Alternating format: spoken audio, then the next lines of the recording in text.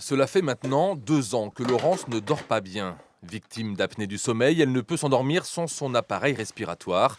Malgré cette aide technique, les séquelles du mauvais sommeil handicapent lourdement cette retraitée de 65 ans dans son quotidien. À la longue, j'avais quand même un problème de fatigue matinale. Dès que au réveil, on est fatigué, donc c'est pas normal. Donc, comme j'étais fatiguée, je me suis posé des questions. Alors, j'ai quand même consulté, hein. J'ai pas attendu forcément l'atelier. Mais disons que à cela s'est greffé des problèmes d'apnée. Donc, l'apnée du sommeil, les réveils sont difficiles le matin. On est fatigué toute la journée. À partir de midi, on est fatigué.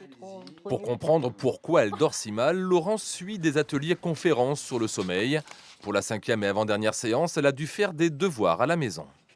Tous les jours, hein, faut relever le matin, on coche comment a été notre sommeil, hein. Donc ça s'appelle l'agenda de vigilance de sommeil.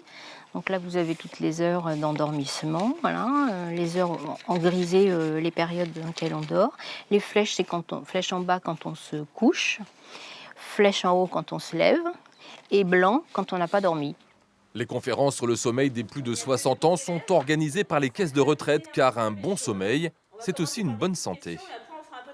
Avec l'âge, on a plus de difficultés à aller dans ce qu'on appelle le sommeil lent profond, qui va être le sommeil réparateur.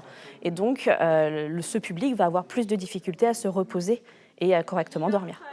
On va vraiment analyser leur sommeil, essayer de comprendre, voir un petit peu comment ça se passe chez eux et voir si possiblement il peut y avoir un trouble ou une pathologie du sommeil qui se cache derrière les perturbations.